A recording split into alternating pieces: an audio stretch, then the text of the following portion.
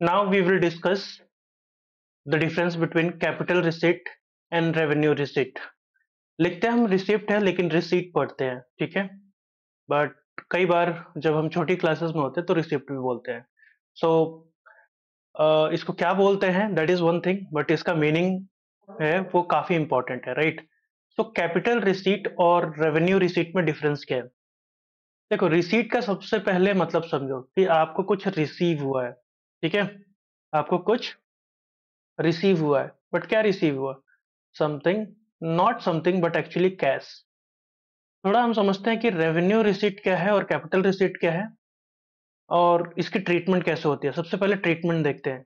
जो अपना revenue receipt होता है उसको कहाँ शो करते हैं बच्चों? रेवेन्यू रिसीट को हम शो करते हैं credit side of trading account.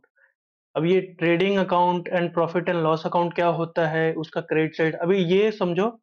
हमने डिस्कस किया था कि कोई भी अकाउंट होता है तो उसका एक डेबिट साइड होता है और उसका एक क्रेडिट साइड होता है, ठीक है। डेबिट और क्रेडिट।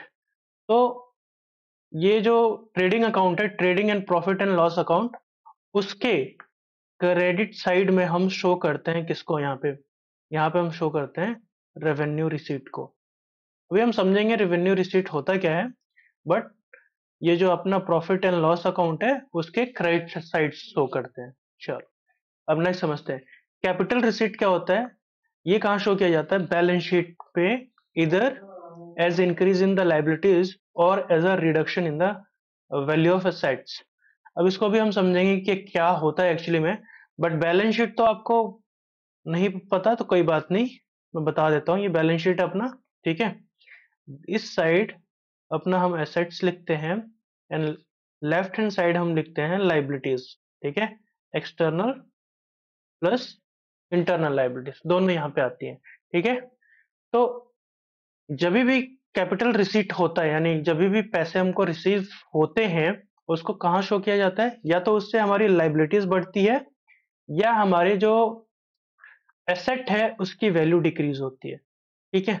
अब जब हम इसको डीप में पढ़ेंगे तो आपको और समझ में आएगा, बट यहाँ ट्रीटमेंट समझनी है हमें। ट्रीटमेंट मतलब कैसे इसको शो किया जाता है हमें हमारे बुक्स ऑफ अकाउंट्स में। तो रेवेन्यू रिसिप्ट को हम कहाँ शो करते हैं? प्रॉफिट एंड लॉस अकाउंट में। और उससे उसको यहाँ पे बैलेंस करने के बाद हमारा प्रॉफिट या लॉस निकल जाता है। बट जो कैपिटल रिसीट होता है उसको हम प्रॉफिट एंड लॉस अकाउंट में नहीं शो करते हैं, उसको सीधा हम बैलेंस शीट में शो करते हैं। मान लो आपने कोई फर्नीचर खरीद लिया तो कहाँ शो करोगे? ये आपके प्रॉफिट एंड लॉस अकाउंट में नहीं आएगा, ठीक है। प्रॉफिट एंड लॉस अकाउंट में हम क्या समझते हैं, क्या कैलकुलेट करते हैं? प्रॉफिट कितना आया है बिजनेस को, और उसके लिए हमें क्या देखना होता है कि हमने सेल्स कितनी की, उस पे खर्चे कितने हुए, डायरेक्ट एक्सपेंसेस क्या है, इनडायरेक्ट एक्सपेंसेस क्या है, वो सारी चीजें, ठीक है। और जो बैलेंस शीट है ना, उस अगर हमने एसेट खरीदा है तो उसको हम यहाँ पे, हमारी ये डेली एक्टिविटीज नहीं है मशीनरी खरीदना या फर्नीचर खरीदना, ठीक है। तो वो कहाँ जाएगा? हमारे बैलेंस शीट में जाएगा। अभी यहाँ पे कंफ्यूज मत हो, बस इतना याद रखने के लिए अभी समझ लो कि कैपिटल रिसीट को हम बैलेंस शीट में दिखाते हैं, या तो लाइबिलिटी साइड शो हो रहा होगा तो लाइबिलिटी बढ़ रही होगी, या एसेट साइड अगर शो हो रहा है तो एसेट साइड डिक्रीज हो रहा होगा। मतलब इसका इफेक्ट यही होता है। तो ये तो होगी ट्रीटमेंट की बात, ठीक है। बाकी हम इसकी अब मीनिंग समझ लेते हैं। जब इससे रिलेटेड आप ट्रांजेक्शन्स करोगे, है ना, तब आपको बाद में पता चलेगा, डोंट वरी। चलो थोड़ा एग्जांपल देख लेते हैं कि कैपिटल रिसीट क्या होता है। इन एग्जांपल से तो जरूर समझ जाओगे। देखो, amount received from sale of fixed assets और इन्वेस्टमेंट। आपने कोई फर्नीचर आपके पास था, लेट से, है ना, फर्नीचर था अपने पास जिसको आपने 40,000 रुपए का लेट से बेच दिया। तब एक बात बताओ, बेचा तो आपके पास क्या आया? कैश आया। अब ये कैश आया है तो आपका एसेट साइड बढ़ेगा या लायबिलिटी बढ़ेगा? कैश क्या है आपका? एसेट है, तो इससे आपका एसेट बढ़ेगा, ठीक है। देखा इफेक्ट? दूसरा इफेक्ट देखो, कैपिटल कंट्रीब्यूटेड बाय प्रोपराइटर। जो प्रोपराइटर कौन होता है? ऑनर होता है, ठीक है। ऑनर होता है। इन्वेस्टर आपका दूसरा टर्म है जो कंपनी में इन्वेस्ट करता है अपने पैसे।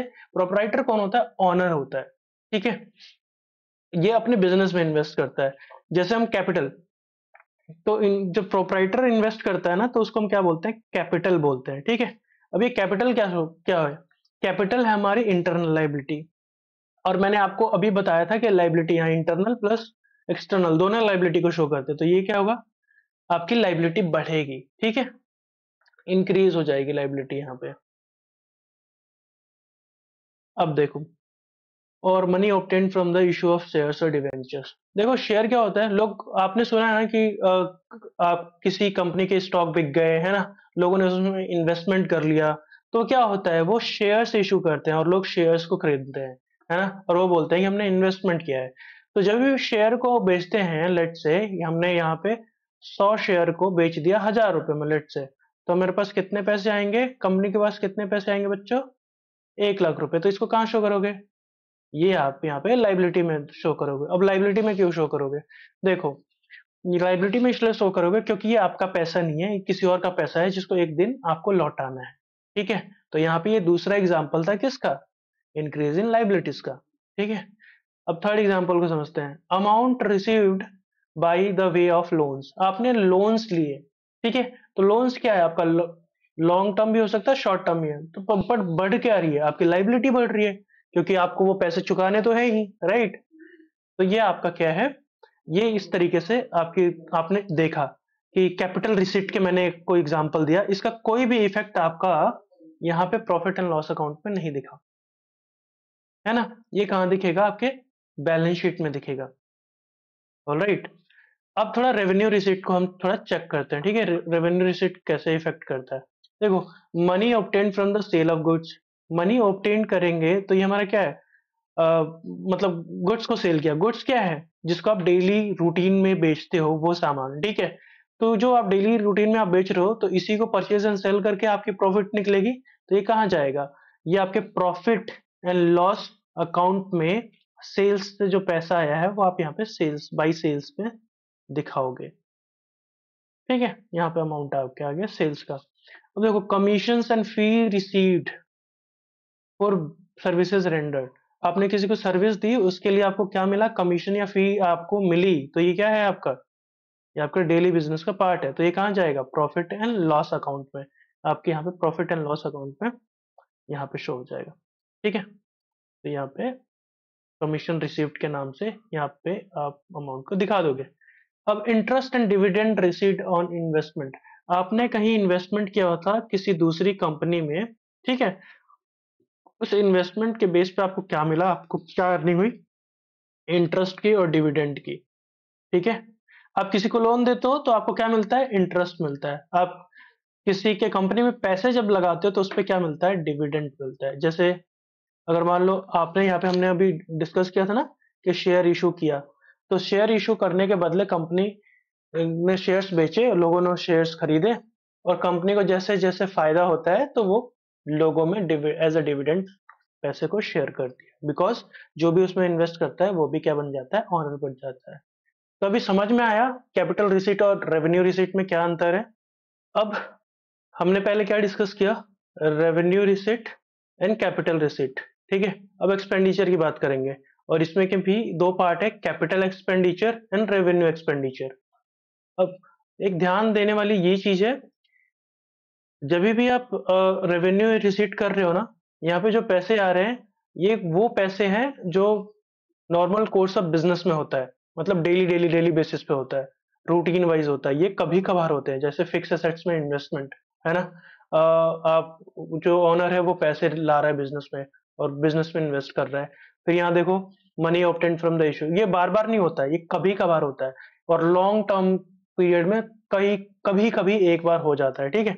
पर ये क्या है, ये डेली एक्टिविटीज का हिस्सा है। तो कैपिटल रिसीट क्या होता है, like over a period of time होने वाली चीज, और रेवेन्यू रिसीट क्या होती है, जो आपकी डेली रूटीन का हिस्सा है, कंपनी के डेली एक्टिविटीज का हिस्सा है, तो वो रिसीट आती है यहाँ पे। दोनों ही केस में पैसे आपको मिल रहे हैं, ठीक है। अगर ये वीडियो अच्छा लगा तो वीडियो को लाइक करो, शेयर करो और कमेंट करो। लाइक करने से YouTube को पता लगेगा कि ये वीडियो हेल्पफुल है, एंड इससे दूसरे लोगों को भी सीखने को मिलेगा।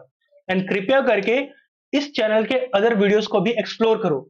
अगर ये हेल्पफुल है तो चैनल को सब्सक्राइब करो, ताकि आने वाले टाइम में आपको और अपडेटेड वीडियोस मिलती रहे, और बेल आइकन को जरूर से प्रेस कर लेना।